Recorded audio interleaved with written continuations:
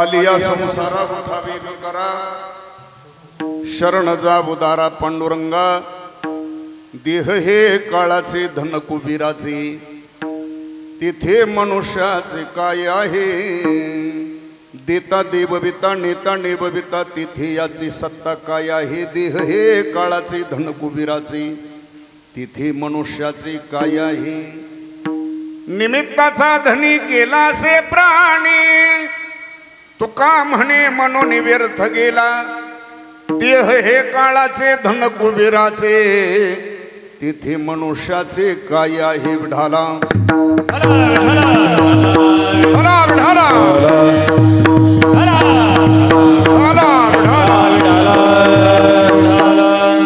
आलिया संसारा उठावे करा शरण जा उदारा पांडुरंगा देह हे काळाचे धन कुबेराचे तिथे मनुष्याचे काय आहे प्रस्तुत प्राप्त प्रसंगी प्राप्त स्थळी शिवे करता उच्चारलेला अभंग महान भगवत भक्त संत सम्राट वैराग्य मूर्ती विश्वसंत तुकोबारा यांचा हा 4 चरणाचा अभंग शिवे करता उच्चारलेला आहे। या अभंगामध्ये विश्वसंत तुकोबारा यावत विश्वामध्ये संसाराला आलेल्या जीवाला तुकोबाराने केलेला या अभंगामध्ये उपदेश आहे। विडाला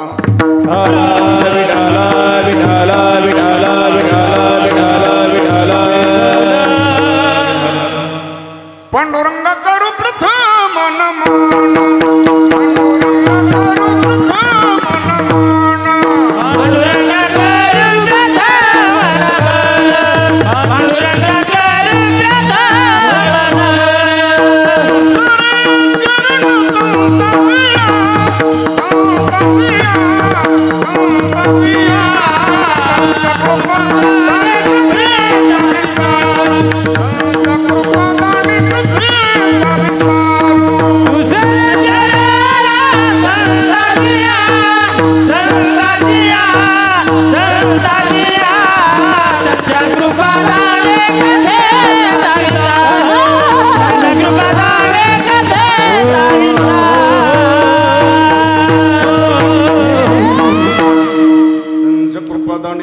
विस्तारो बाबाजी ससरुदास तुका जयंती किलिया स्मरण होय सकळ विद्यांजाधिकरण तेची बंधू श्री चरण श्री गुरूंची ते नमस्कारोनी आता मस्तक हे पायावरी या वारकरी संताच्या काय माझी वाणी मानेल संतांसी रंजवो चित्तासी आपोलिया विढाला विढाला विढाला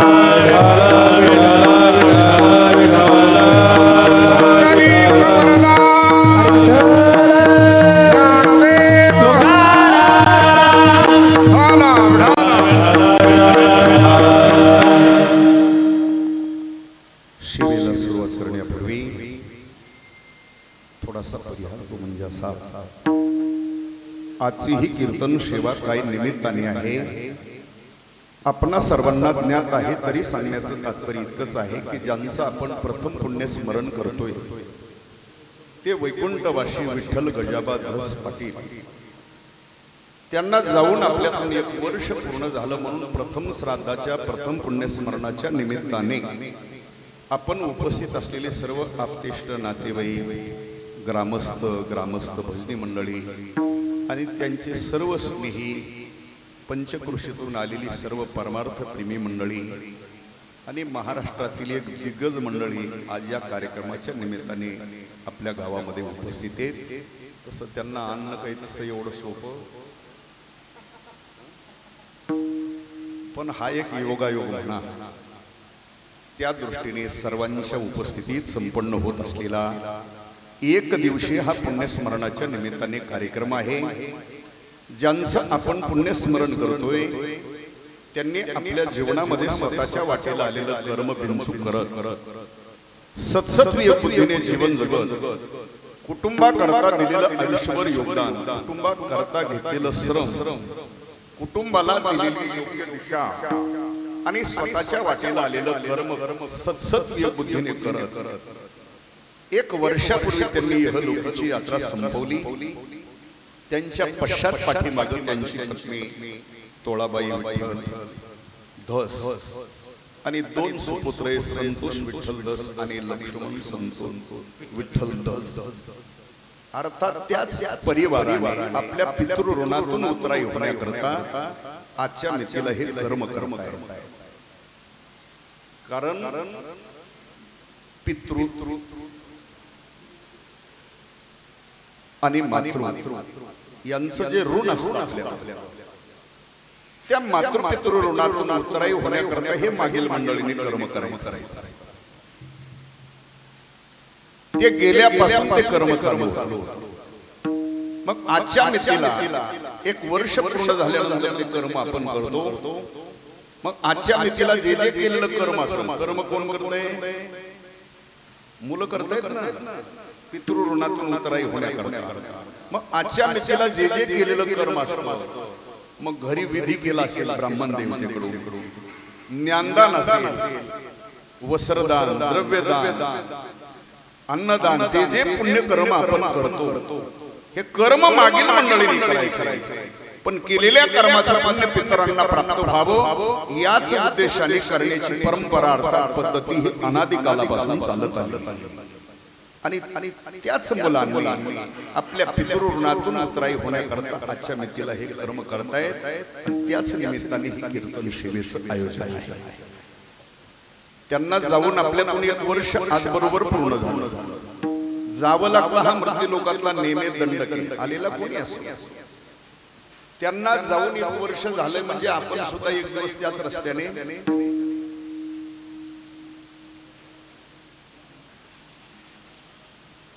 असं काहीतरी करा. का तुमची इच्छा नाही जायचं? असं काहीतरी बोलू नका, असं काहीतरी करा. आपण सुद्धा 1 दिवस सज्जनानो त्याच रस्त्याने जाणार आहोत. जावं लागतं हा मृत्यू लोकातला नेमे दंडक. सृष्टी उत्पत्तीमध्ये जे निर्माण होतं त्याचा नाश होतो आणि ज्याचा नाश होतो ते पुन्हा निर्माण होतो. हे ज्ञानोबा म्हणतात. उपजे ते नासे, नासले ते पुनरपी दिसे, हे घटिका यंत्र जैसे परिभ्रमेगा. उपस्थ त्याचा नाश होतो, ज्याचा नाश होतो ते पुन्हा निर्माण होतो. किंवा उपजली पिंडा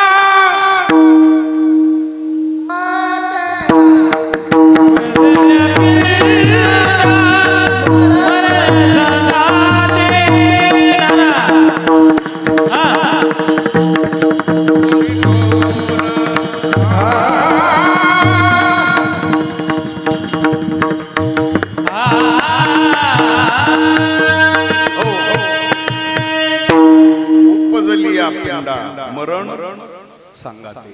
जन्म आहे म्हणजे मृत्यू आटळे. खाटेवर आला म्हणजे ताटीवर जावं लागलं. आलेला कोणी असो, इथला नेम आहे. जन्म आहे म्हणजे मृत्यू आहे आणि खाटेवर आला म्हणजे ताटीवर जायचंय. तो कोण आहे, कुठला काय, पण जन्माला आला म्हणजे मृत्यू आटळे. म्हणून या भूमीला नाव आहे. कोणती भूमी म्हणतात याला? मृत्यूलोक म्हणतात. काय याला मृत्यूलोक म्हणतात? इथे आलेल्या प्रत्येकाला मृत्यू असतो, शंका नाही. 9 भी मर गए, 10 भी मर गए, सहस्राठ्यांशी 33 कोटी देवता मर गए, पडे कालकी फाशी. हे सगळे गेले म्हणजे अवतारिक पुरुषाला नाही इथं राहता आलं, येथे नाही उरा येथे नाही उरा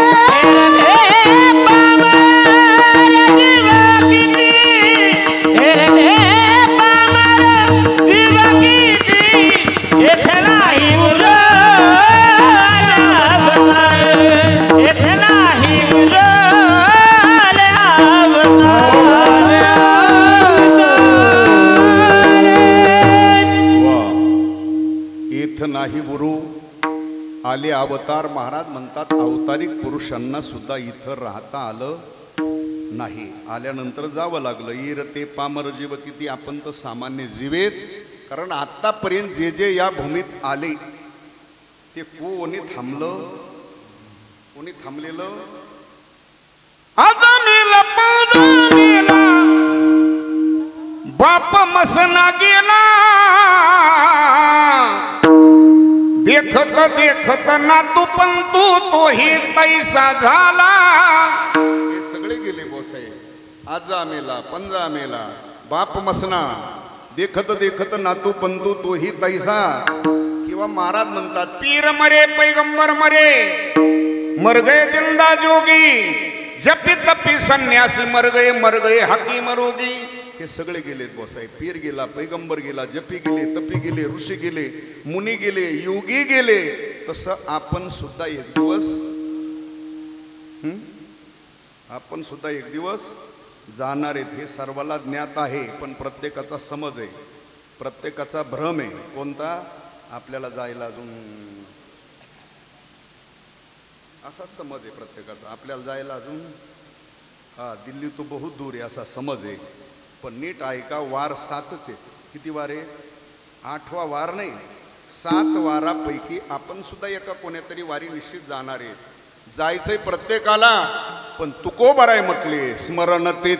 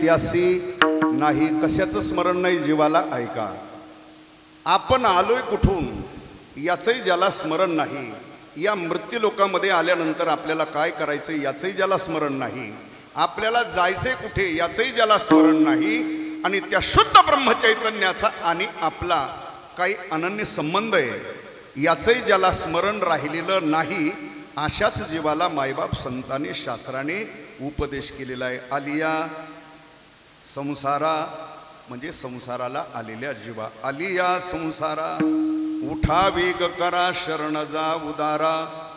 पांडुरंगा. आता अभंगामध्ये पहिला संसार शब्द आलेला आहे प्रथम. संसार शब्द थोडासा समजून घ्या म्हणजे अभंग लक्षात येईल.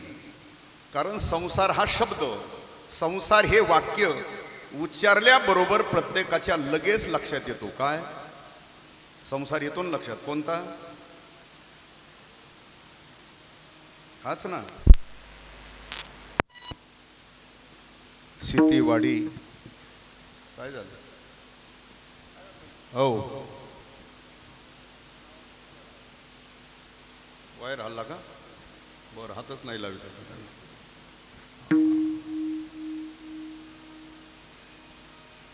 अर्थात लगेच लक्षात येतो आपल्या. काय संसार लक्षात येतो? संसार नाव घेतलं की लगेच संसार लक्षात आला. कोणता? घर दार शेती वाडी गुरं ढोरं कोंबड्या झोंबड्या गोधड्या वळकाट्या काय असेल नसल ती, त्यालाच माणसं म्हणतात. हा आमचा काय? हा आमचा काय? ऐका, आपण त्याला संसार म्हणतोय. शास्त्र अथवा संत त्याला संसार म्हणत नाही, लक्षात ठेवा. त्याला जास्तीत जास्त प्रपंच म्हणा. प्रपंच एका जन्मापुरता आहे, संसार हा अनादिकालचा आहे. ध्यानात ठेवा, प्रपंच एका जन्मापुरता आहे. आता तुम्ही ज्याला संसार म्हणता तो संसार नाही, तो प्रपंच आहे. तो काय? हे घरदार शेती वाडी पत्नी मुलं बाळं गुरं ढोरं काय असेल नसेल ते मला सांगा. याचा संबंध मागच्या जन्मात होता का तुमचा? मागच्या जन्मात या कशाचा? हे गाव तुमचं, ही शेती, हे घर, ही पत्नी, हे मुलं नव्हते. आता आपण देह ठेवला म्हणजे आपलं आयुष्य संपलं, आपण गेलो. पुढे आपल्या कर्मानुसार कोणती योनी प्राप्त होते कोण जाणे सांगता येत. आता पुन्हा याचा काही संबंध? ज्याला आता तुम्ही माझं म्हणतो, आपण म्हणतोय, याचा पुढच्या जन्मात संबंध नाही. मागच्या जन्मात नव्हता, पुढच्या जन्मात राहणार नाही. या जन्मापुरतं जीवन जगण्याकरता जमा केलेला जो पसार आहे त्याला काय म्हणायचं? प्रपंच. त्याला प्रपंच म्हणायचं. संसार कशाला म्हणतात? या मृत्यू लोकामध्ये येणं आणि मृत्यूलोक सोडून पुन्हा जाणं याला संसार म्हणतात. शंकराचार्यांनी संसाराची व्याख्या केली. काय? पुनरपि जननम पुनरपि मरणम पुनरपि जननी जठरे शयनमय्य संसारे. काय म्हटलं शंकराचार्यांनी? पुनरपि जननम, पुन्हा जन्माला येणं, पुनरपि मरणम, पुन्हा मरण, पुनरपि जननी जठरे शयनम इह संसारे. त्याला शंकराचार्य संसार म्हणतात. जन्माला येणं मरणं, जन्माला येणं मरणं हे जन्म मृत्यूचं जे चक्र आहे हा खरा काय? संसार. किती वेळा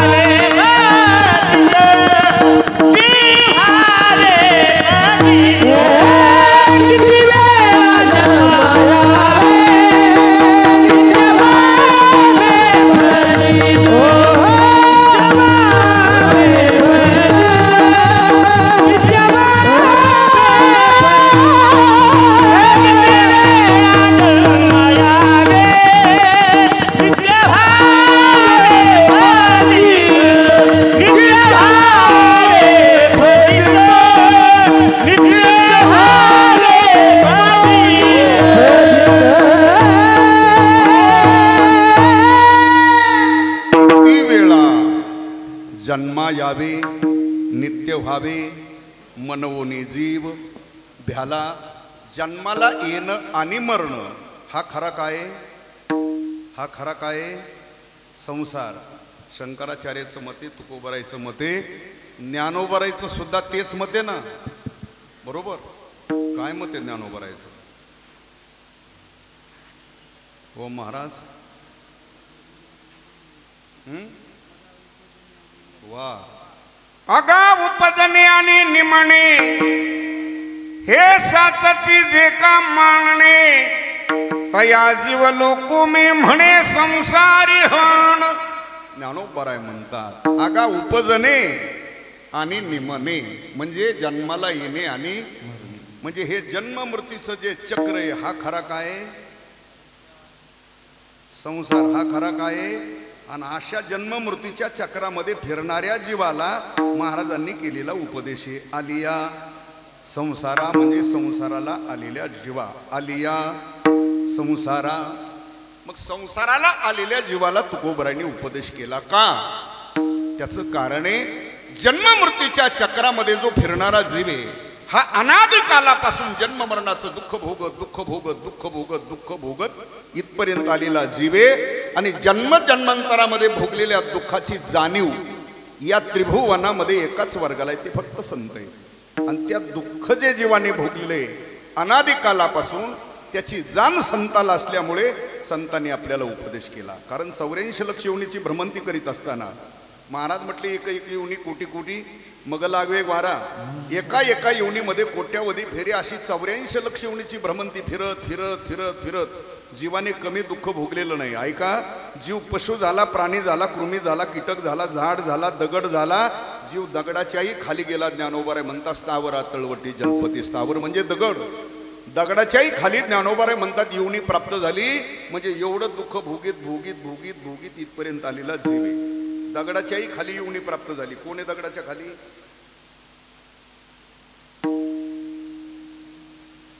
म्हणा ना विंसू, तुम्ही काय मुंबईतले थोडेच?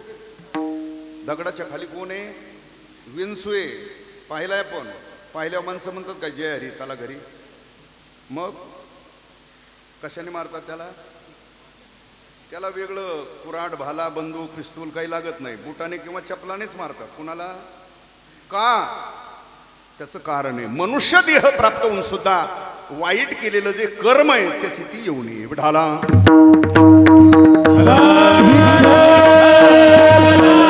एवढं जे जीवाने दुःख भोगलं, पशु प्राणी कृमी कीटक अनंत प्रकारच्या योनी फिरत फिरत फिरत इथपर्यंत आलेला जीव आहे.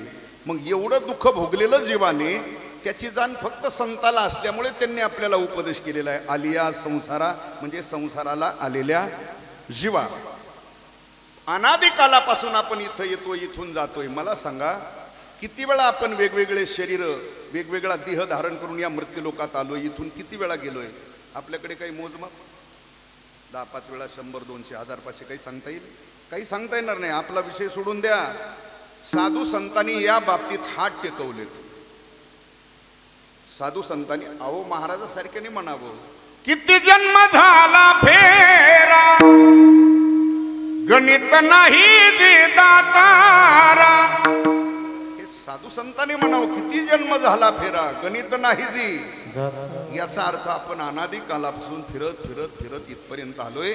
आणि अशा जीवाला महाराजांनी उपदेश केलेला आहे, आलिया संसारा. पण इथं शंका आहे. संसाराला आलेल्या जीवाला तुकोबारांनी उपदेश केलाय, पण जाणकारा करता शंका आहे. चाटाड चुटाड ऐकण्याकरता काही नाही शंका, पण जाणकारा करता शंका आहे. जर महाराजांनी संसाराला आलेल्या जीवाला उपदेश केलेला आहे, मग संसाराला कोण आला नाही? कारण जन्म मृत्यूच्या चक्रामध्ये जो जो फिरणारा घटक आहे, जो जो जीव आहे, शरीर वेगळं असेल, योनी वेगळी असेल, पण तो जीवच आहे ना. आणि तो जन्म मृत्यूच्या चक्रातच फिरतोय. मग सर्वांना उपदेश आहे का? 84 लक्षित योनीत येणारा सर्वांना आलिया संसारा. मग ऐका जरा, 84 लक्ष योनीमध्ये फिरणारे जे अनंत घटक आहेत त्याचे शास्त्रकाराने 5 वर्ग केले. किती वर्ग केले? 5 वर्ग केले. बघा, पहिल्या वर्गामध्ये झाड दगड याची शास्त्रकारांनी कल्पना केली. दुसऱ्या वर्गामध्ये पशु प्राणी कृमी कीटक आहेत. तिसऱ्या वर्गामध्ये स्वर्गाधिक ब्रह्मादिक देव आहेत.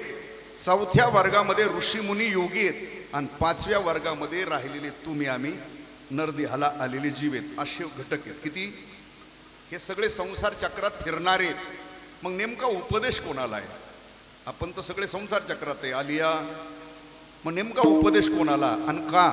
तर ऐका, पहिला वर्ग आहे झाड दगड याची शास्त्रकारांनी जीवात कल्पना केली. तुम्ही म्हणणार जीव आहे का? हो, तो सुद्धा जीव आहे. कसं?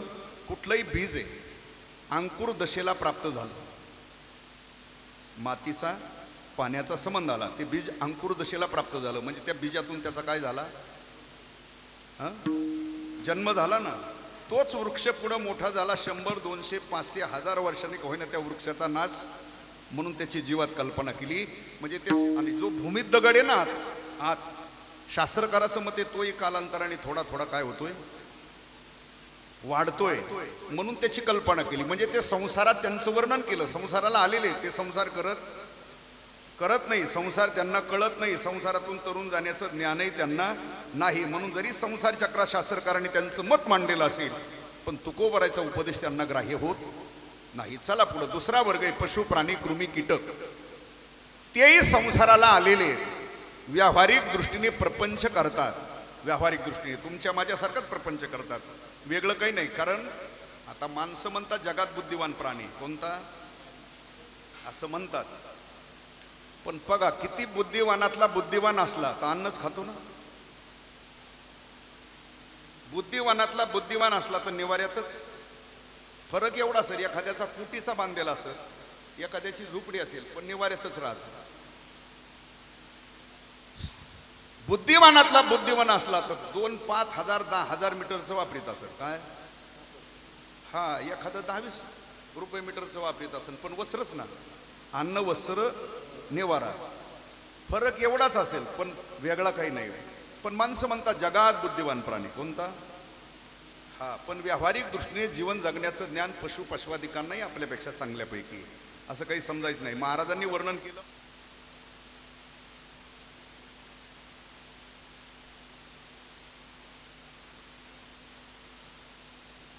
आणि घेतात निद्रा आपणही घेतो, तेही घेतात, भय आपल्या जीवनात त्यांच्याही जीवनात, मैथून आपल्या जीवनात त्यांच्या जीवनात, या गोष्टीचं सगळं साम्य आहे आपलं त्यांचं. आणि व्यावहारिक दृष्टीने जीवन जगण्याचं ज्ञान आपल्यापेक्षाही चांगलं आहे. कारण घरदार मुलं बाळ बायका पोरं त्यांनाही पशु पशवादिकच आहेत का नाही असतात ना. मग त्याच्यापेक्षा वाढत कसं चाललंय त्यांचं, उलट आपल्याला तरी बंद नाही हम तसं त्यांना अजून काही बंधन आहे का. व्यावहारिक दृष्टीने प्रपंच करण्याचं ज्ञान आपल्यापेक्षाही त्यांना अधिक. मला सांगा, प्लॅन एस्टिमेटचं घर बांधलं पाहिजे, मानवाच्या मूलभूत गरजापैकी एक आहे निवारा. आता प्लॅन एस्टिमेटची घरं बांधली पाहिजे याचं ज्ञान आहे का नाही आपल्याला, त्याप्रमाणे आपण बांधण्याचा प्रयत्न. पशु पशवादिकाला घर बांधण्याचं ज्ञान नाही का हाय. आपल्या ज्या जुन्या विहिरी आहेत ना, आजोबा पंजोबांनी बांधल्या, ते थारोळे वगैरे दगडाच्या, आता त्याच विहिरीच्या कडीला मोठी मोठी झाडं उगवली आणि त्या झाडाच्या फांद्या लोंबलेल्या. कशात? आणि त्या लोंबलेल्या फांदीला गर्ठ असतं बघा, कोण्या पक्षाचं, त्याला सुगरण म्हणतात, काही भागामध्ये त्याला गवळण नाही म्हणतात. थोडस आपल्या बुद्धीने विचार करून बघा जरा, ते किती आकर्षक बनवलेले. आणि बघा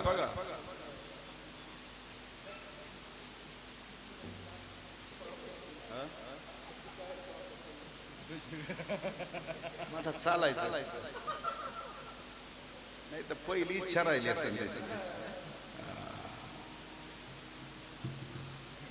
नाही तर पहिलं कीर्तनाच्या बावताली हिंडत असेल असं. आता योनी बदलली तरी तसंच करणार ना ते. आणि तो गुण राहत असतो काही मागच्या जन्मात. रामायणात प्रसंगी पण आता ते वेळ कमी नाही सांगायचं. चला विठाला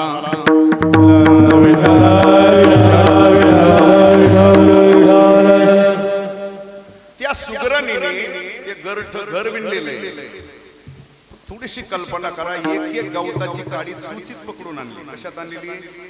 ती पिंडी बांधून नाही आणलेलं गवत, एक गवताची काडी चुचीत पकडून आणली आणि विणलय. म्हणजे सभा मंडपात बसून मांडी घालून जांभळ्या देता देता विणलेलं नाही, ते लोंबत्या फांद्यात विहिरीला एक गवताची काडी आणून ते बनवलेलं गर्ठ आहे. बरं एवढं आकर्षक आहे, ते अस्तव्यस्त नाही, वरून एकदम प्लेन आहे, मध्ये डेर आहे, शिरण्याचं द्वार खालून आहे, अंडे पिल्लं ठेवायचा कप्पा आहे. बरं सलग महिनाभर पाऊस लागला तर पाण्याचा थेंब उतरत नाही त्या घरात. आपला स्लॅब सुद्धा पाजर होतो 15 दिवस सलग पाऊस असतो. बरोबर. मग मला सांगा, आणि ते तोडण्याचा प्रयत्न केला गर्ठ, तुटतं का उसळ? बघा, ज्यांनी तोडून पाहिलेलं आहे त्यांनी लगेच मान हलवला. म्हणजे तोडण्याचा प्रयत्न केला तर तुटल्या जात. आणि सलग महिना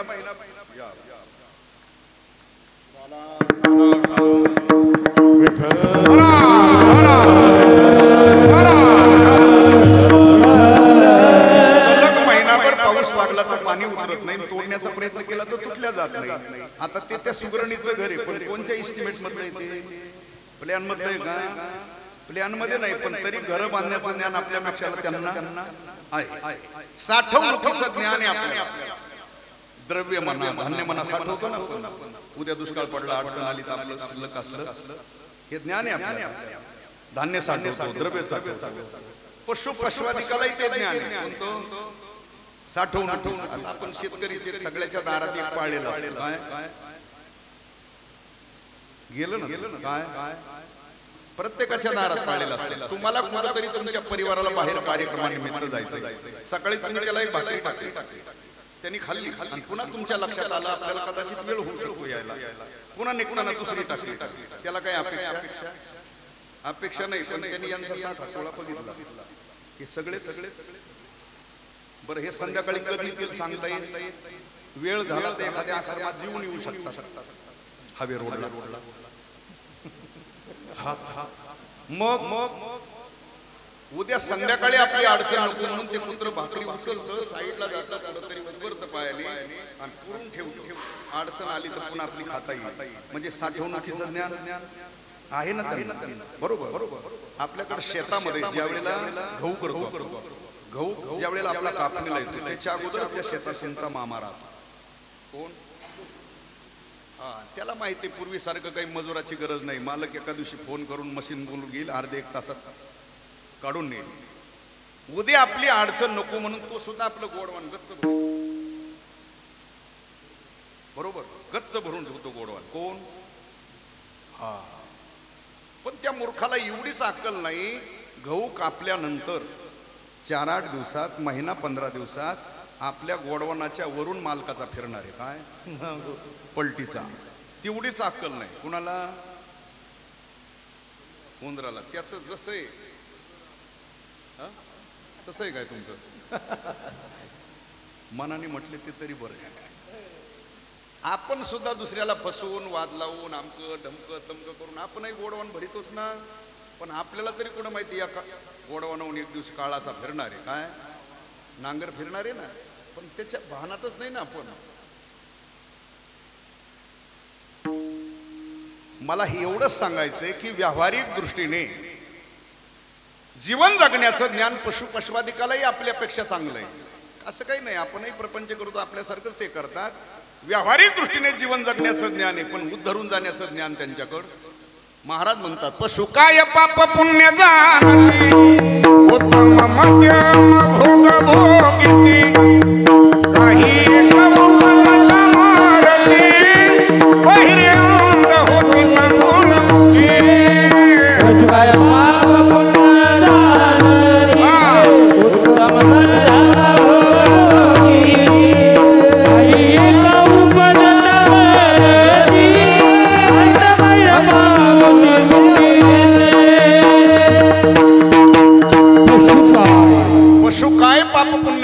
उत्तम मध्यम भोग भोगिती काही एक उपजाताची मरती बहिरी अंध होती पांगुळ मुखे. म्हणून महाराज म्हटले लक्ष 84 न चुके फेरा. हा फेरा चुकवण्याचं ज्ञान पशु पशवादिकाला नाही. उद्धरून जाण्याचं ज्ञान नाही. पण संसार चक्रात जरी आलेले असले तर तुकोबरायचा उपदेश त्यांना ग्राह्य होत नाही. तिसरा वर्ग आहे स्वर्गाधिक ब्रह्माधिक देव आहेत. ते सुद्धा तुमच्या माझ्यासारखं शरीर धारण करून या मृत्यू लोकांमध्ये आले. मी म्हणत नाही ज्ञानोबराय म्हणतात.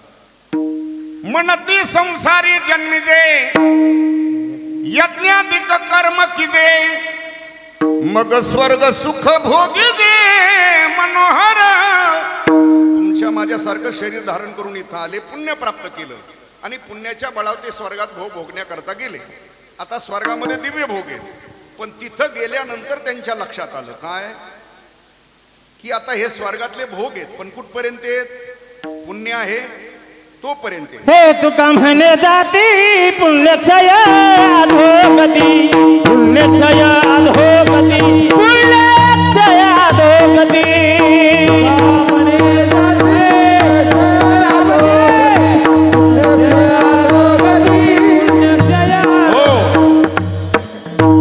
तुका म्हणे जाती पुण्यक्षय अधोगती म्हणजे पुण्य संपलं की अधोगती. किंवा ज्ञानोबराय म्हणतात तव पुण्याची पावटी सरे सवेची इंद्रपणाची उटी उतरे आणि येऊ लागती माघारे मृत्यू लोका. या नाना या विठाला विठाला विठाला विठाला विठाला विठाला विठाला विठाला विठाला. पुण्य संपल्यानंतर अधोगती. मग हे स्वर्गाधिक ब्रह्मादिक देवांच्या लक्षात आलं आता हे भोग कुठपर्यंत पुण्य आहे तोपर्यंत, आणि पुण्य जर संपलं तर पुन्हा मृत्यू लोकात जन्माला यावं लागेल. जन्माला यावं लागेल म्हणजे पुन्हा मारावं लागेल. मग स्वर्गाधिक ब्रह्मादिक देवांनी भगवंताची विनंती प्रार्थना केली, भगवान मृत्यूलोकी व्हावा जन्म आम्हा. स्वर्गीची अमर इच्छिता ती मृत्यूलोकी व्हावा. भगवंताकडे प्रार्थना केली, भगवान मृत्यूलोकामध्ये आम्हाला नरदेह प्राप्त व्हावा. पण भगवान म्हणतात अरे एवढे दिव्य भोग सोडून इथं येता कशाला? कारण स्वर्गाचे भोग आहेत ते इथं आहेत का? बघा स्वर्गातल्या भोगाचं वर्णन ज्ञानोबराय करताना वर्णन केलं. जेथामरत्व हे सिंहासन ऐरावता सारिखे वहान राजधानी भुवन अमरावती, हे तिथल्या भोगाचं वर्णन ज्ञानोबरायने केलं. म्हणजे स्वर्गाचे दिव्य भोग आहेत तसे भोग इथं नाहीत ना. मग भगवान म्हणतात एवढे दिव्य भोग सोडून इथं येता कशाला तुम्ही? बघा स्वर्गात बसायला ऐरावते, बसायला काय वाहन, इथं काय टू व्हीलर फोर व्हीलर, म्हणजे त्या तुलनेत वाहन नाही. तिथं चिंतामणीच्या सडका आहेत. चिंतामणी हा दगड आहे, तो प्राप्त झाला तर चिंता राहत नाही अशी चिंतामणीची महती त्या चिंतामणीच्याच बनवलेल्या आहेत. काय इथं कॉन्क्रीटचे आहेत, डांबरीचे आहेत, बरोबर. म्हणजे त्या तुलनेत सडका. तिथं इच्छित फल देणारे वृक्ष कल्पतरू, जे जे इच्छा करू ते ते पूर्वी कल्पतरू. कल्पतरू वृक्षाची महती अशी, त्या वृक्षाच्या खाली बसलं जे तुम्ही मनात आणलं ते लगेच प्राप्त होतंय. म्हणजे तिथं बगीचा कशाच्या? कल्पतरूच्या बगीच्या आहेत. इथं येड्या बाबळा आहे. तिथं दूध प्यायला कामधेनू आहे, इथं जरशे आहे. तिथं प्यायला अमृत आहे,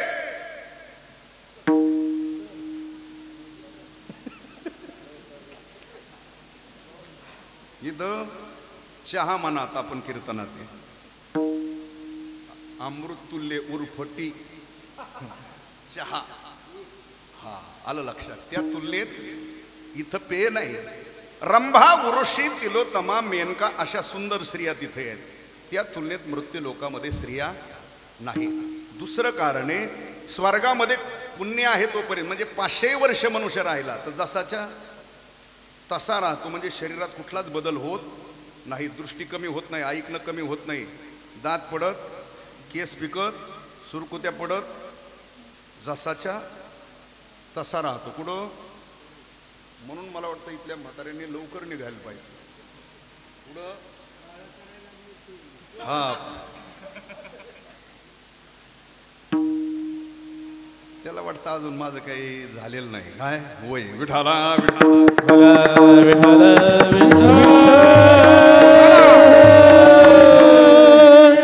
भगवान म्हणतात एवढे दिव्य भोग सोडून तुम्ही येता कशाला इथं? त्यावेळेला त्यांनी कारण सांगितलं हे भोग आहेत ती भोगभूमी आणि मृत्यूलोक ही कर्मभूमी आहे.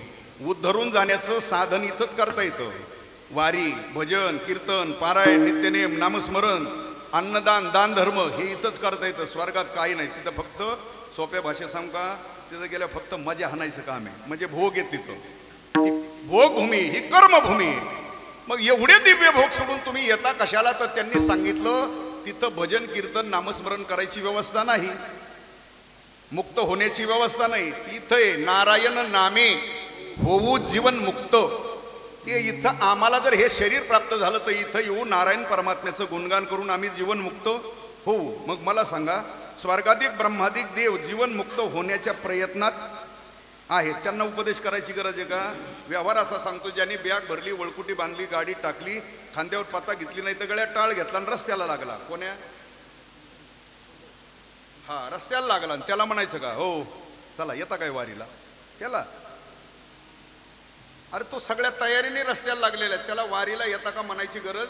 तसं स्वर्गाधिक ब्रह्माधिक देव मुक्त होण्याच्या प्रयत्नात आहेत, त्यांना हा तुकोबरायचा उपदेश ग्राह्य होत नाही. चौथा वर्ग आहे ते ऋषी मुनी योगी आहेत. ते सुद्धा इथं येताना तुमच्या माझ्यासारखं शरीर धारण करू आले. म्हणजे ते संसाराला आले, संसार त्यांनी केला, संसार त्यांना कळाला, संसारातून ते मुक्त सुद्धा झाले. प्रमाण सांगते मुनी मुक्त झाले भेने गर्भवासा. गर्भवासाच्या भेने मुनी मुक्त झाले. आता जे मुक्त झाले त्यांना उपदेश करायची गरजच राहिली राहिला तो 5वा वर्ग म्हणजे तुम्ही आम्ही. आपण संसाराला आलोय, संसार आपण करतो, संसार कळाल्यासारखा वाटतो, कळत नाही. मी ज्या संसाराबद्दल बोलतो तो जन्म मरणादी संसार तर अनादिकालचा आहे. आपला रोजचा दैनंदिन जो प्रपंच आहे ना, प्रपंच, त्या प्रपंचातलं सुद्धा आपल्याला पुरव कळतं का? कळत नाही. पण माणसं कळाल्याचा प्रपंचातलं सुद्धा पुरव कळत नाही. नाही तर तुम्हाला व्यवहार सांगतो, जरा मागच्या 5-25 वर्षाचा काळ पाहिला. आता काही ते आपल्याकडे राहिलं, ते पोरांनी ज्याचं त्याचं चालू केलंय आता. पण पूर्वीचा काळ जर पाहिला 5-25-30 वर्षाच्या मागचा, आपल्या घरात मोठा मुलगा आहे म्हणजे लग्नाच्या वयातला, तर त्या कालामध्ये त्याला मुलगी पाहण्याकरता कोण जात होतं? वडील, चुलते, मामा, काका, भाऊबंदातले 4 शहाणी माणसं. पूर्वी साधनं नव्हती. एक तर माणसं पायी जायचे, नाही तर लगेच झोपायचे. बैलगाडी झोपून असे 5-10 शहाणे मुलगी बघायला गेले. मुलगी त्यांनी पाहिली, मुलगी त्यांना पटली. पत्रिका पाहिली तर 36 गुण. वर दक्षिणा काय घ्यायचं त्यावेळेचं सांगतोय, घेत होते. ते सुद्धा ठरलं, तारीख सुद्धा धरली, लग्न सुद्धा झालं. मुलगी सासरी नांदायला आली. पण ज्या क्षणी मुलगी सासर घरी आली त्याच क्षणी त्या कुटुंबामध्ये काहीतरी अपशकुन गोष्ट घडली. घडू नाही पण घडली. त्यावेळेचा दोष आपली माणसं कोणावर ठेवतात? कसल्या पायाची म्हणतात?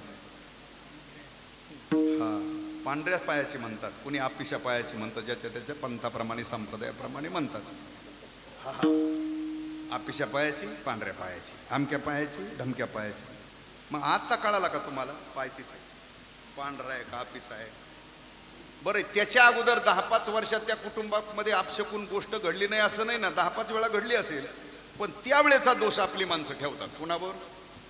पांढऱ्या पायाची, आपिशा पायाची, आमक्या पायाची, ढमक्या पायाची. मग आता कळाला का तुम्हाला तिचा पांढरा पाय आहे? मग हे बैलगाडी भरून जी पाठवली होते 7-8 जण, हे तर काही येडे नव्हते ना, शहाणेच होते ना. मग यांना कळालं नाही का तिचा पाय पांढरा आहे का पिवळा आहे, हिरवा आहे, निळा, काळा, कसला आहे? हा, मग ह्यांनी ही मुलगी पाहायला गेलते ना, का नुसत्या पोळ्या जोडूनच माघारी आले 4-4, 5-5? हा, मला सांगा, मुलगी पाहिली का कळाली?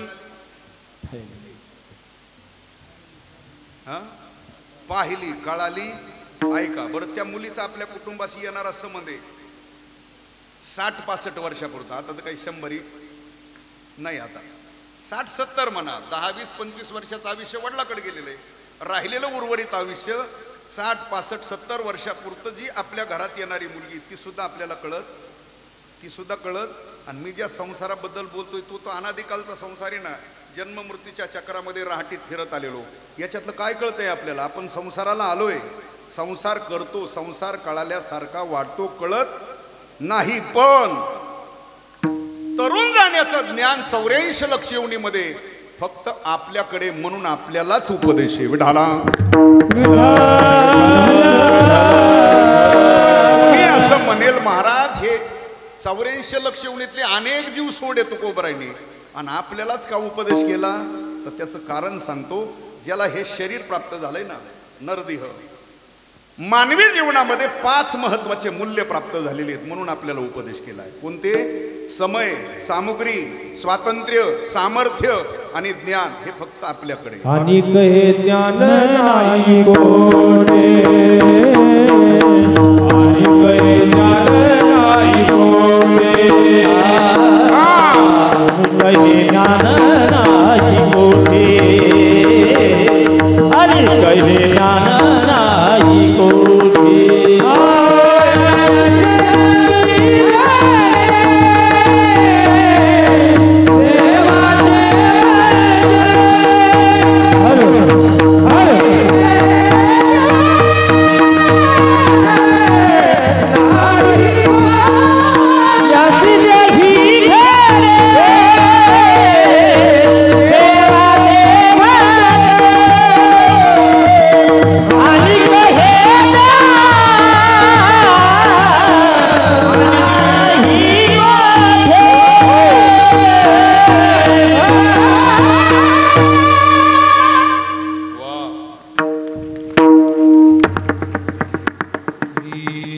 अनेक हे ज्ञान नाही कोठे. ज्ञान बाकीच्या योनीत ज्ञान नाही.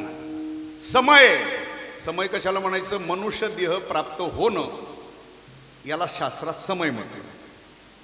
सामुग्री आपल्याकडे काय सामुग्री आहे? पंच ज्ञानेंद्रिय आणि पंच कर्मेंद्रिय. पंच ज्ञानेंद्रिय पंच कर्मेंद्रिय त्याचं प्रमाण सांगतंय. दिले इंद्रिय हातपाय कान डोळे मुख बोलाया वचन जेणे तू जोडसी नासे जीवपण.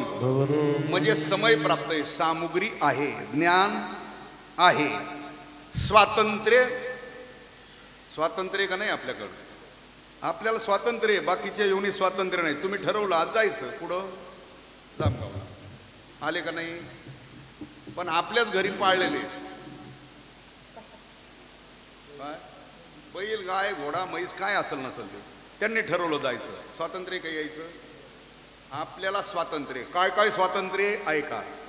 पुण्य करून स्वर्गात जायचं म्हटलं तरी आपल्याला स्वातंत्र्य.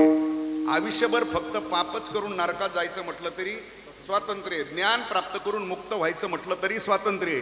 आणि अज्ञानीच राहून पुनरपी जननम पुनरपी मरणम 84 लक्ष योनीची भ्रमंती फिरायचं असलं तरी स्वातंत्र्य. याच्यापेक्षा सांगतो, स्वैर जीवन जगायचं असेल तरी आपण जगू शकतो आणि शास्त्राच्या चाकुरीत जीवन जगायचं असेल तरी जगू शकतो. हे स्वातंत्र्य फक्त आपल्याकडे, बाकीच्या योनीत नाही. पाचवं महत्वाचं मूल्य आपल्याकडं सामर्थ्य. आपल्याकडं काय आहे? सामर्थ्य. या शरीरात काय सामर्थ्य आपल्याकडं? येणं आणि जाणं म्हणजे जन्म मरणाची राहटी संपवण्याचं सामर्थ्य फक्त याच देहात याच योनीत. माझं मत नाही, ज्ञानोबराय म्हणतात.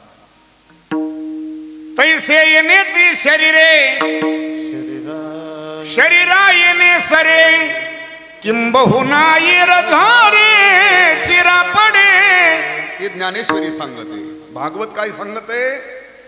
मनुष्य देहाचे निज्ञाने सच्चिदानंद पदवी घेणे एवढा अधिकार नारायणे कृपावलोकोने दिधला. हे नाथ महाराजाचं भागवत सांगत आहे. आणि महाराज म्हणतात देव होईल म्हणती ते होती तरी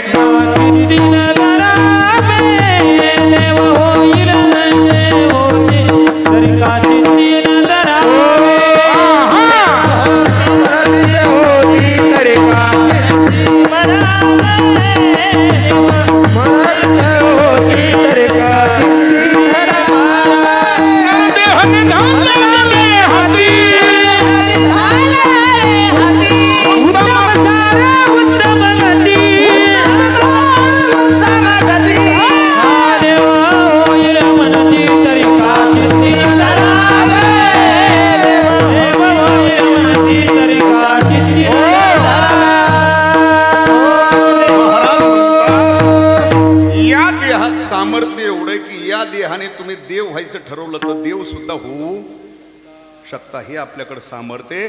म्हणजे समय सामुग्री स्वातंत्र्य सामर्थ्य आणि ज्ञान हे 5 मूल्य महत्वाचे आपल्याकडे असल्यामुळे आपल्यालाच उपदेश आलिया संसाराला आलेल्या जीवा आलिया संसारा उठा. आता जे झोपलंय त्याला म्हणतात उठा का? जाग आहे त्याला? झोपलेल्याला म्हणतो ना आपण काय? उठा. आता महाराज म्हणतात आलिया संसारा उठा. मग आता आपण झोपलेलो आहेत का जागे?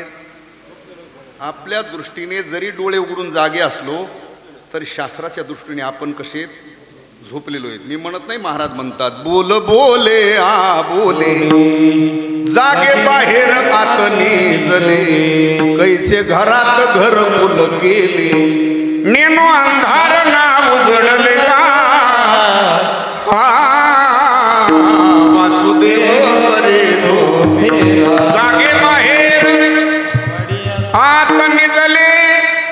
वरून जागेत आतून आपण झोपलेलो आहे सगळे तुम्ही आम्ही. कसली झोपे? जीवाच्या ठिकाणी असलेलं जे अज्ञान आहे. कोणतं अज्ञान? त्याला स्वस्वरूपाचं किंवा मूळ स्वरूपाचं अज्ञान म्हणतात. त्या अज्ञान अंधकारामध्ये गाढ झोपलेला जीव आहे. कधीपासून झोपलाय? काय उभी ती अविद्येची निदा. अविद्या नाम अज्ञान, निदा म्हणजे झोप. अविद्येची निदा विश्व स्वप्नाचा धंदा भोगीत होता प्रभुदा अनादि कालापासून जीवाकडे अज्ञान आहे. अज्ञान अंधकारामध्ये गाढ झोपलेला जीव आहे. त्या अज्ञान अंधकारामध्ये गाढ झोपलेल्या जीवाला दिलेली ही जागृती आहे. उठा, रोज त्याची प्रमाण म्हणतो आपण, ऐकतो. उठा उठा जागा पाठी भयाले हे जागा रे भाईनो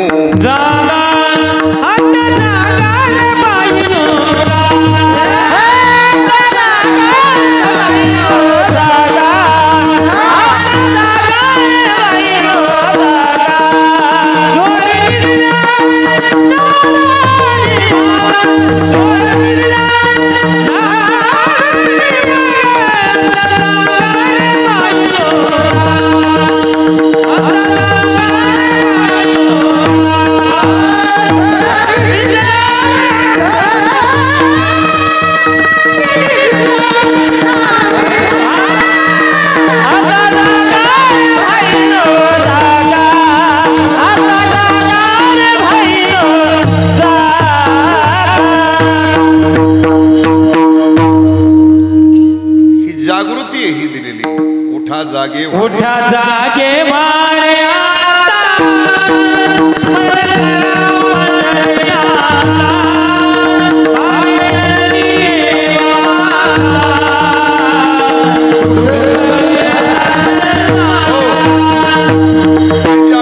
उठा जागे वारी आता स्मरण करा पंढरीनाथा भावे चरणी ठेवा माता चुकवी व्यथा अथवा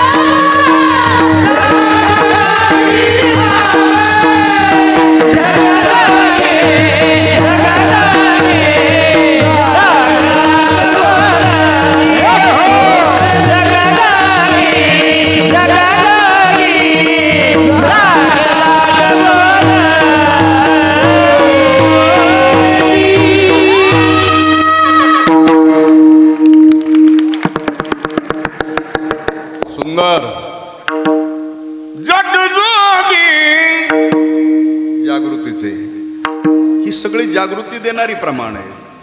पण जागृती देत असताना कसली जागृती देतात तर 3 प्रकारांनी जागृती संत जीवाला देत असतात. भक्ती, ज्ञान आणि वैराग्याची. किती प्रकारची? संत जीवाला जागृती देताना भक्तीची, ज्ञानाची, वैराग्याची जागृती देतात. आणि त्याच अनुषंगाने त्या अर्थाने तो शब्द आलेला आहे. उठा आलिया संसारा, उठा वेग करा. आलिया संसारा, उठा वेग करा. पण कुठे वेग करा म्हटल्यानंतर संकेत केलेला आहे. शरण जावो दार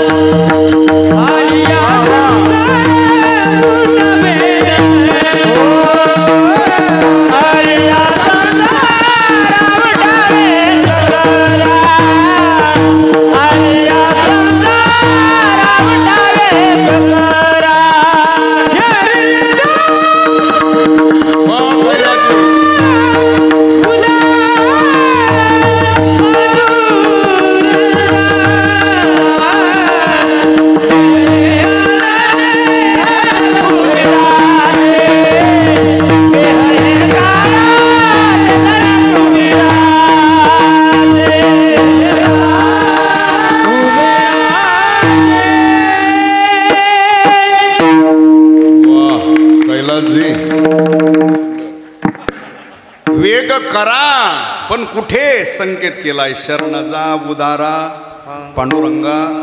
महाराज म्हणतात तुम्ही संसार चक्रात आलाय बाबा हो, आज्ञाने उठा. वेग करा पण कुठे शरण जा उदारा, पण भगवंताची तुम्ही शरणांगती करा असा उपदेश करताना तिथं पुन्हा एक मध्ये विशेषण लावलंय महाराजांनी. महाराज असं नाही म्हटले शरण जा पांडुरंगा, असं नाही शब्द प्रयोग, मध्ये एक विशेषण लावलं शरण जा उदारा, उदार हे विशेषण लावलं पांडुरंगाला. आता हे विशेषण टोपण विशेषण आहे का वस्तुस्थितीचं आहे? वस्तुस्थितीचं विशेषण आहे, टोपण विशेषण नाही ना. आपल्यात काही काही टोपण नाव असतात का नाही? आपल्यात नाव असतात टोपण, काहींना राजे म्हणतात. काय म्हणतात त्यांना? पण तो राजा नाही पण राजे म्हणतात. हो राजे या. काहींना पाटील म्हणतात, काहींना आमदार सुद्धा म्हणतात काहींना. आता त्याचा राजकारणाचाच कधी संबंध नसतो, पण तरी लोक त्या गावातले त्याला काय म्हणतात?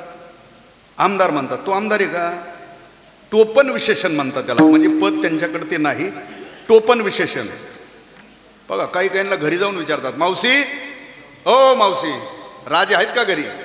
नाही, सकाळीच गेला उडीत काढायला. राजा उडीत काढायला जात असतो का? हे टोपण विशेषण म्हणतात. काय म्हणतात त्याला? आता काहीला पाटील म्हणतात, त्यांच्या 4 पिढ्यात कधी पाटीलकी घरात आलेली म्हणतात ना, काही काहीला पाटील म्हणतात. टोपण विशेषण वेगळं, वस्तुस्थितीचं विशेषण. भगवंताला जे उदार विशेषण आहे हे टोपण नाही, वस्तुस्थितीचं आहे. 18 पुराण पाहिले तर 18 पुराणात हजारो कथा आहेत त्याच्या उदारपणाच्या, आणि संत वाङ्मय म्हणजे गाथा पाहिला तर शेकडो प्रमाण आहे त्याच्या उदारपणाचं. म्हणजे पुरावा आहे ना त्याला. तू तो उदाराचा राणा, उदाराचा काय म्हटलं? राणा. दुसरं प्रमाण सांगतो, उदार तू हरी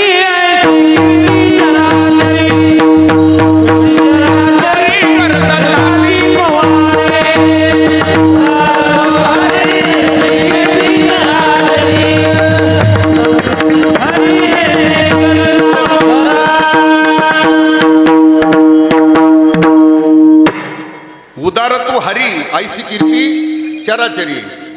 तू तो उदाराचा राणा किंवा तू तो उदाराची राशी, किंवा विटेवरी ज्याची तोची एक दानशूर, किंवा तुझा ऐसा कोणी न देखे उदार, तुझा ऐसा कोणी न देखे उदार, अभय दानशूर पांडुरंग. त्याच्या उदारपणाचे शेकडो प्रमाण आहे. किती उदार? भगवंताकडे गुण अनंत आहेत. गुण किती आहेत? अनंत आहेत. मुख्य गुण आहेत किती? मुख्य गुण आहेत देवाकडे किती? 6. पण ते 6 गुण सुद्धा भगवंताने 6 भक्ताला देऊन टाकले. एवढा उदारे त्याचं वर्णन निळोबारायने केलेलं आहे. बरोबर काय?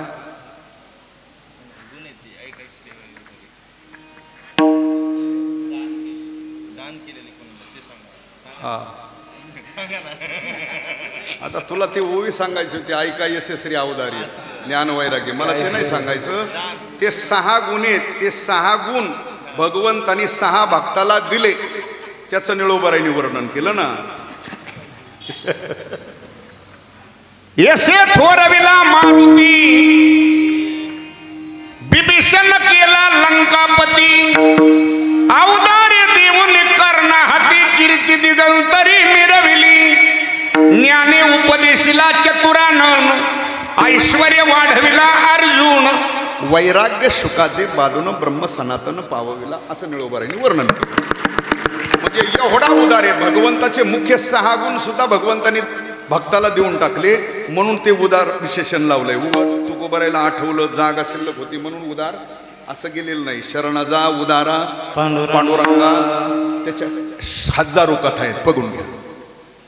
भगवान परमात्मा तुकोबाराय म्हणतात तो उदार आहे. तुम्ही संसार चक्रात आलाय, आलिया संसारा उठा वेग करा, तो परमात्मा उदारे. शरण जा उदारा पांडुरंगा, असा तुकोबाराय उपदेश करत असताना त्याही कालामध्ये सगळेच काय ऐकून घेण्याच्या मनस्थितीत होते का? तुकोबारायच्या काळातही आताही आपण सांगितलेलं सगळेच काय ऐकून घेण्याच्या मनस्थितीत नसतात. काहींनी तुकोबारायला प्रश्न केला, महाराज तुम्ही सांगता मान्य पटतंय, पण आजच शरण गेलं पाहिजे असं काही अजून वेळ आहे ना. काहींनी हा प्रश्न केला, आजच शरण गेलं पाहिजे असं नाही, अजून वेळ आहे. काहींनी हा प्रश्न केला, महाराज मग ज्याच्याकडे सगळी बळ आहेत त्याचा एक भ्रम असतो, हे परमार्थ करणं, वारीला जाणं, ज्ञानेश्वरी गाथा वाचणं, परमार्थ करणं हे आपलं काम. काहीचा समज असतो, मनानेच होतं काय बरं, असा एक समज असतो, पण ते वेगळ्या भ्रमात आहे. कशाच्या?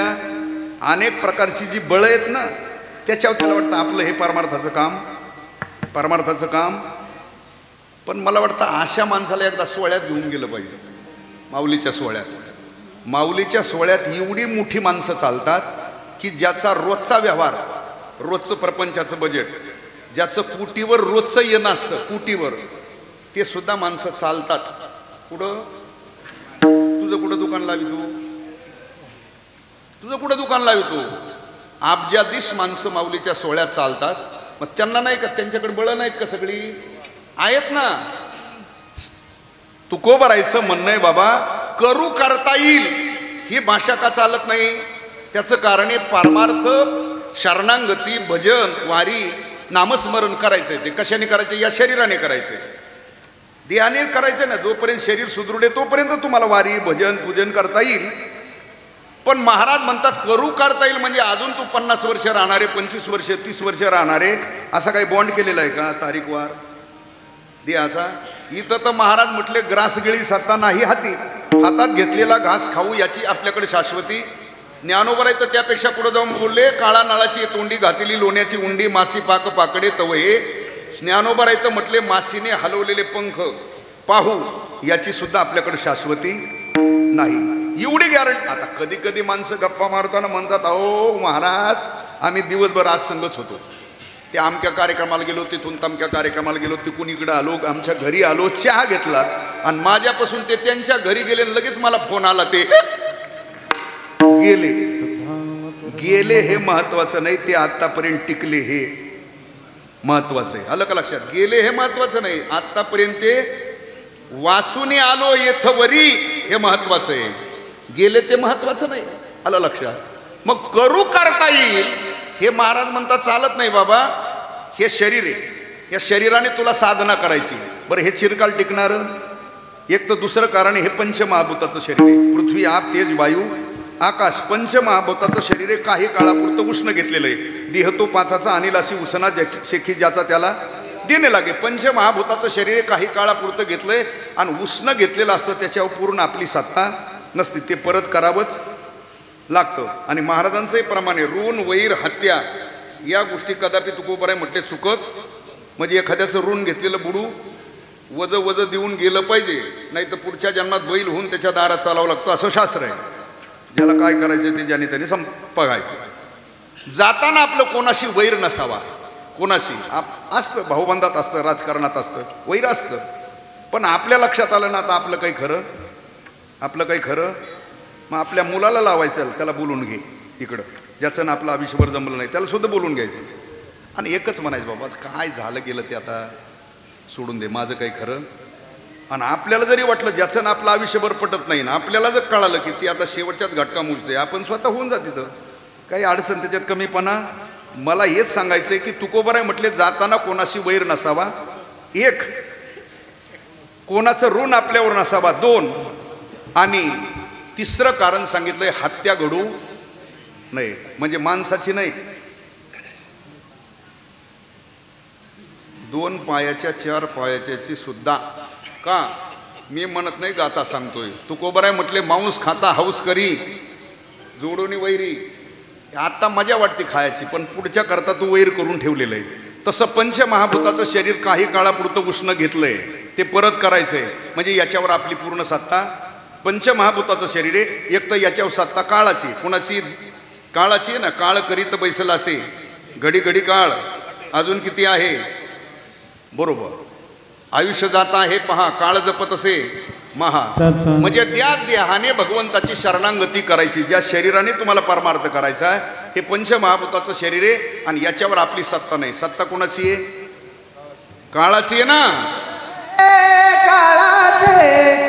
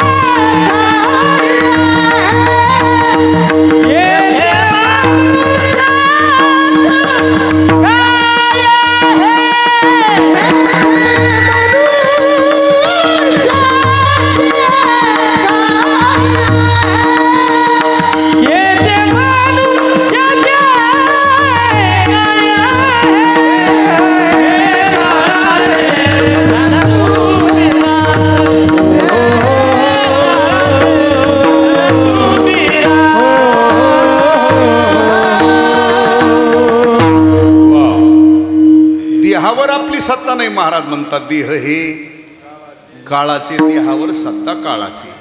मग देहावरच आपली सत्ता नाही, मग देह संबंधी आपण ज्याला माझं म्हणतो त्याच्या वाचल का? आता ज्या वस्तूला आपण माझं म्हणतो ते देहाच्या संबंधाने म्हणतो ना. घर, शेती, गाडी, पत्नी, मुलं, धन, काय असेल नसेल ते देहावरच आपली सत्ता नाही, म्हणजे देह संबंधीवर नाही. महाराज म्हणतात देह हे काळाचे. बर धनावर सत्ता आहे का आपली? नाही. कथा भाग आपण नेहमी ऐकतो. धन कोणाचं आहे? हा, आपली त्याच्यावर सत्ता नाही. दुसरं कारण वर न्यायची व्यवस्था ही बी अडचण आहे पुन्हा. आणि एका दृष्टीने वर न्यायची व्यवस्था नाही हेच बरं आहे. बरोबर ना कैलासजी? वर न्यायची व्यवस्था नाही हे, नाही तर गडी रातचे सुद्धा झोपले नसते. वर न्यायची व्यवस्था म्हणजे माहिती आहे प्रत्येकाला इथंच ठेवायचंय, पण तरी. आणि बघा आपल्या पूर्वजांनी नेलं नाही म्हणजे आपल्याला नेता येत. आणि महाराज वर्णन करताना म्हणतात धन मिळवून कोट्यानं कोटी संगे नाही रे, आभूषणे घेती काढून या. आणि आपल्याकडं तर वर न्यायच्या मापातलं काहीच. आपल्याकडं किती आहे तुमच्याकडे? किती लईच अडचणीतलं शेती दिसतंय काय? ते काहीच नाही म्हणते तर अडचणीत येत काय लय आव्हान. बरं मला सांगायला काय अडचण नाही ना, मी महाराज आहे. किती तोळे सांगा हळूच मला. ऐका माणसात नाही सांगत म्हातारा. ऐका आपल्याकडे असून असून काय असतो 10-20 तोळं 5-50 तोळं, किलो 2 किलो. नोटबंदीच्या काळात एखाद्याने 10-5 किलो केलं असेल. याच्यापेक्षा तर जास्त काही नाही आपल्याकडं. ज्याचं पुराणात वर्णन केलं रावणाचं, ज्याची घरं सोन्याची. कसली? कोटी घरे जेथे काश्याने तांब्याची शुद्ध कांचनाची, त्याचं वर्णन केलं. लंके माझी घरे किती ते ऐका, 5 लक्ष घरे पाषाणाची जेत, 7 लक्ष तेथ विटेबंदी, कोटी घरे जेथे काश्याने तांब्याची आणि शुद्ध कांचनाची. शुद्ध कांचनाची म्हणजे 100 नंबरी. जुन्याच्या भाषेत सांगायचं म्हटलं तर 100 नंबरी सोन्याची. किती घरं? 7 कोटी. आणि या तरुणाच्या भाषेत सांगायचं म्हटलं तर 24 कॅरेटच्या सोन्याची. किती घरं? भिंती सोन्याच्या, स्लॅब, प्लास्टर, खिडक्या, दरवाजे, बाथरूम, किचन कशाचं? सोन्याचं. मग त्याच्या म्हातारीने काय गाडग्याच्या उतरंडी रचली असत्यान काय? एवढं त्याच्याकडे, पण त्याच्यावर लाल शेर आहे. काय पडला? सांगा ती कबड्डी गेली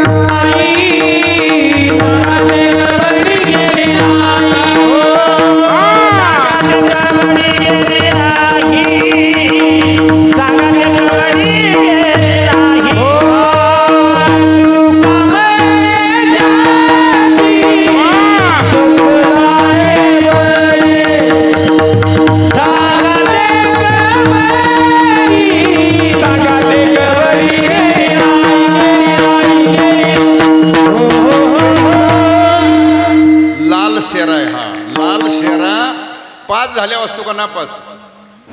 नापास झाल्यावर शेर आहे. कसला? लाल शेरा. तसा लाल शेरा पडला. तुका म्हणे ज्याची संपदा सांगा ते कवडी. आता रावणाबरोबर कवडी गेली नाही. आपलं कुठं दुकान लाविता, कुठं त्याची MIDC, कुठं आपली पानाची टपरी. नगारीची घाई तिथं टिमकीचं काय टटा टटा नगारा कुठं, टिमकी कुठं, कुठं रावणाची संपत्ती, कुठं आपलं. त्याला काहीच नेता आलं नाही. आपल्याला काय नेता येईल याचा अर्थच एवढा आहे, त्याच्यावर आपली सत्ता नाही. देह हे देहावर सत्ता नाही. देह हे काळाचे. बर धन कुबेराचे.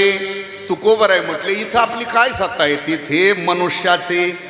मग इथं आपली कशावरच सत्ता नाही, म्हणून तुकोबर आहे म्हटले. शरण जा उदारा पांडुरंग. आपली सत्ता नाही कशावर, म्हणून शरण जा उदारा पांडुरंगा. का त्याला शरण जायचं त्याचं कारण सांगतो. सर्व सत्ता भगवंताची या विश्वावर, जेने हे विश्व निर्मिले. महर्षी देवा संस्थापिले. 21 स्वर्गाते धरिले. सत्ता मात्रे आपुलिया सर्व सिद्धीचा दातार म्हटलं.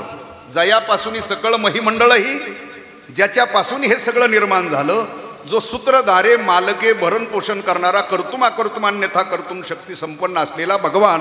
आणि तुकोबर आहे म्हणतात तुम्ही त्याला शरण जा. का? त्याचं कारण महाराज म्हटले देणारा तो भगवान आहे आणि नेहणारा सुद्धा तोच आहे. देता देवविता नेता नेवविता तिथे याची सत्ता बघा. देणारा भगवान आहे, नेणारा भगवान आहे. तो विश्वाचा सूत्रधार आहे, विश्वाचा रिंग मास्टर भगवान आहे. बघा आपण सर्कस पाहतो, सर्कस पाहिले ना आपण, सर्कस पाहायला जातो असं त्या गोल ग्राउंड मध्ये बसतो ना आपण. आता प्रत्येक पिंजऱ्यामध्ये एक एक प्राणी असतो. सिंह, हत्ती, घोडा, काय काय अस्वल, काय काय प्राणी असतील एका एका स्वतंत्र पिंजऱ्यात असतात. आणि त्या सगळ्या प्राण्यावर एक असतो रिंग मास्टर. बघा मग कोणत्या प्राण्याला त्या ग्राउंड मध्ये आणायचं, कोणाचा खेळ करायचा, किती वेळ करायचा. बघा तो पिंजरा खोलतो आणि काठीने असा डवचित डवचित त्या ग्राउंड मध्ये आणतो आणि त्याचा खेळ चालू होतो. आता त्या प्राण्याला किती वेळ खेळू द्यायचं आणि कधी पिंजऱ्यात घालायचं, पाहणाऱ्याच्या म्हणण्यावर का रिंग मास्टरच्या? पाहणाऱ्याला काय तेवढ्या तिकिटात दिवसभर चाला ना, पाहणाऱ्याला काय तेवढ्या तिकिटात दिवसभर म्हणलं तरी ते पाहू शकतात. पण पाहणाऱ्याच्या म्हणण्यावर नाही, त्याला किती वेळ खेळू द्यायचं आणि कधी पिंजऱ्यात घालायचं हे जसं रिंग मास्टरच्या म्हणण्यावे तसं भगवान विश्वाचा रिंग मास्टर आहे. आपल्याला, तुम्हाला, मला, सगळ्याला आपल्याला खेळायला सोड इथं. ते पाहतंय हे काय चाळे करतंय, काय कुटाने करतंय, काय लफडे करतंय. आणि आपला एक समज असतो, मी काही कोणाला मेळ लागू देत, मी मेळ लागू देत, असा सगळ्यात समज आहे का नाही. म्हणजे मी तुमच्यातलाच आहे, वेगळा नाही. बघा एक लक्षात ठेवा, आपला एक भ्रम असतो, समज असतो, मी कुणाला मेळ लागू देत नाही.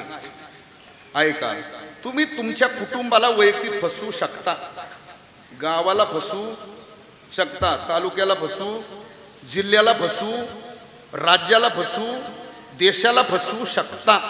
पण तुम्ही त्याला नाही फसवू शकत, त्याला नाही फसवू शकत. का?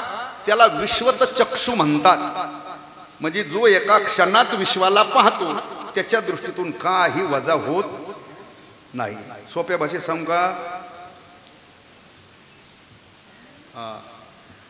आता कॅमेऱ्यातून काही चुकीवता येत, स्पीड वाढलं की पडलाच, काय दंड पडतो ना. स्पीड वाढलं गाडीचं की आता तुम्हाला आडवायची हात करायची काही गरज राहिली नाही. कशावर पडतोय हा, पण नंबर कशावर घेतोय ते कॅमेरा आहे ना, ऑनलाईन कॅमेरा, त्याच्यावर चाललंय. सीट बेल्ट लावलेला नाही, तुम्हाला हात करायची गरज नाही, पडलाच. मोबाईल वाज लावून की उघडूनच बघायचं झालंय. आता तसं आहे भगवान विश्वत चक्षु एक क्षणात विश्वाला पाहतो, त्याच्या दृष्टीतून काही वजा होत नाही. तुम्ही छोटस पुण्य जरी केलं, छोटं पुण्य तरी यादीला नाव आहे. आणि छोटस पाप केलं तरी 7 बाऱ्यावर ऑनलाईन बोजा पडतो. हे ऑनलाईन आता चालू झालंय, त्याचं ऑनलाईन पहिलंच चालू आहे.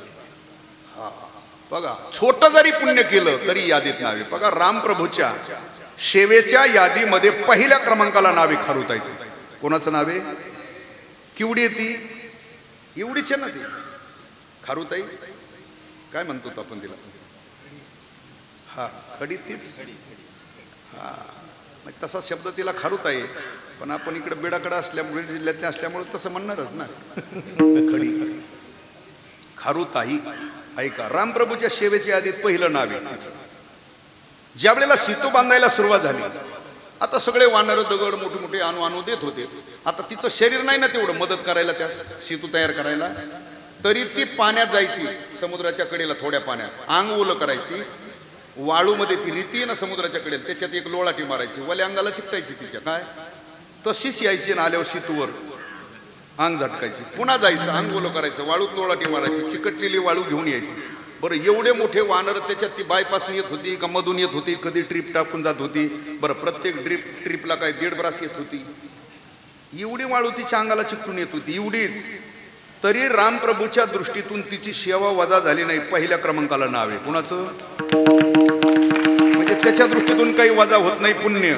याच्या उलट सांगतो, मांडव्य ऋषी उभ्या आयुष्यामध्ये मांडव्य ऋषी कोणी एकदाच कर्म घडलंय. कोणतं? मांडव्य ऋषी तरुण वयामध्ये रस्त्याने चालले होते, चालता चालता एका काठीवरचा एक भोंगा उचलून घेतला मांडव्य ऋषीने.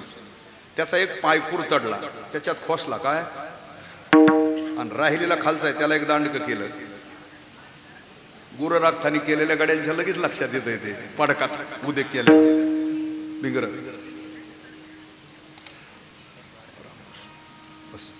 विढाला विढाला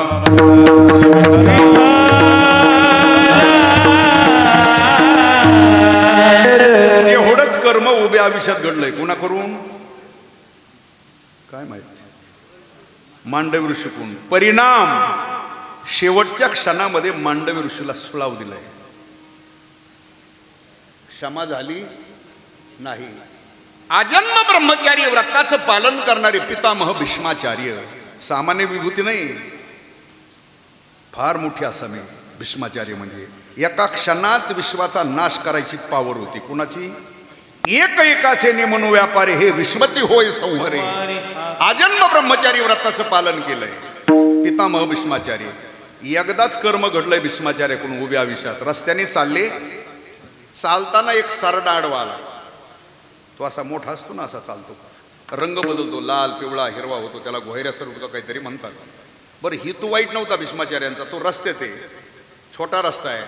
त्यांनी विचार केला कुणाचे गुरं येतील, कुणाची बैलगाडी येईल, कुणाची आणखी कसली गाडी येईल, त्याच्या खाली तो चिरडल मरल असा हेतू होता.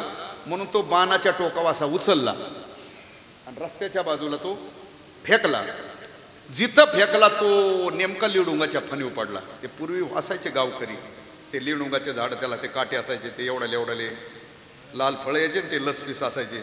म्हणजे 4थी 5वीला असताना तरवडाच्या पाल्याने झटकून खायचे, तोंड भरलेलं, शर्ट लाल झालेलं. ते नेमका त्या फणीवर पडला. सगळे काटे घुसले त्याच्या अंगात. कुणाच्या.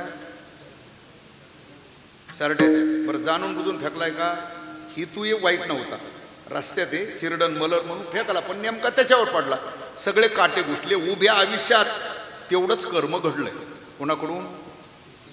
परिणाम शेवटच्या क्षणामध्ये 6 महिने. किती महिने. 6 महिने जे पितामह भीष्माचार्य पडून राहिले, ते दिवाणवर, खाटवर, सोप्यावर, बाजावर झोपिलेले नव्हते. सगळ्या अंगात खालून वरून सगळ्या बाजूने घुसलेले होते. काय. बाण. आणि त्या बाणाच्या शय्येवर राहावं लागलंय. किती महिने. 6 महिने. कुणाला. भीष्माचार्यासारख्या विभूतीला जर चुकलं नाही, आपलं कुठं दुकान लाविता. याचा अर्थ तो हे की त्याच्या दृष्टीतून काही चूक वजा होत नाही.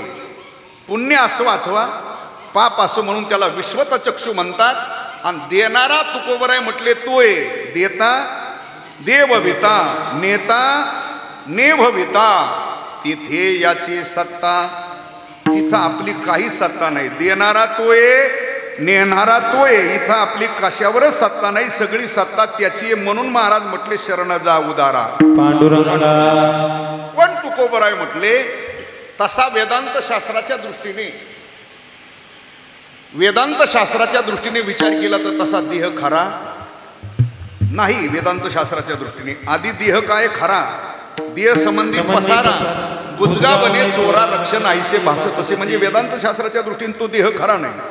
पण व्यावहारिक दृष्टीने प्राप्त झालेलं जे तुम्हाला मला शरीर आहे, हे शरीर अर्थात भगवंताची शरणांगती, परमार्थ, नामस्मरण, भजन, भक्ती, काही उपकार करण्याकरता जर या शरीराचा उपयोग झाला नाही तर महाराज म्हटले तुका म्हणे म्हणून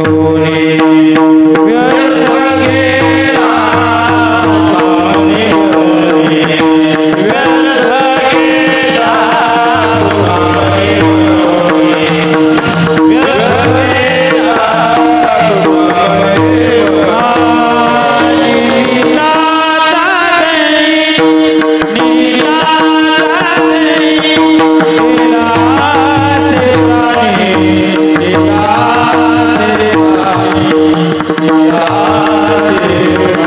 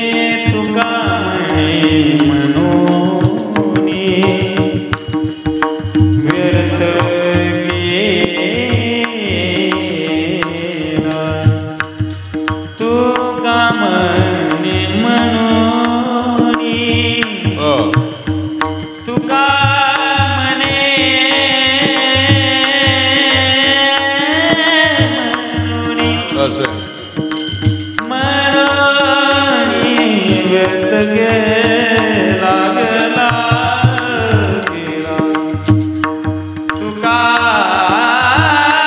म्हणे म्हणून व्यर्थ गेला व्यर्थ गेला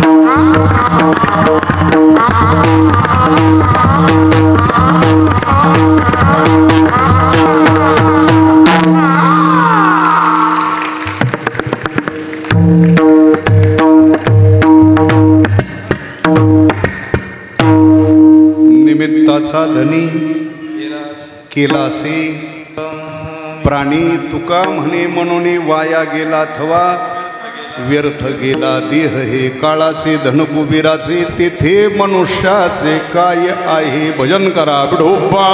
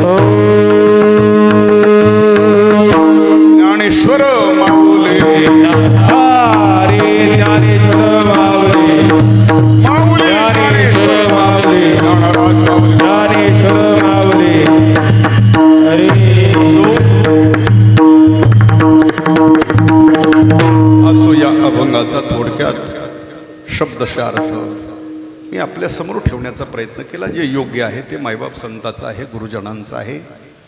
उपस्थित सर्व महाराज मंडळी, सर्व गुणीजन, एक एकाहुनी असा सर्वांच्या उपस्थितीत झालेली सहकार्याने सेवा भगवंताच्या ज्ञानोबराय तुकोबरायच्या चरणी ही सेवा समर्पित करून सेवेला आपण या ठिकाणी पूर्णविराम देतोय. ज्यांचं प्रथम पुण्यस्मरण म्हणून ही सेवा केली या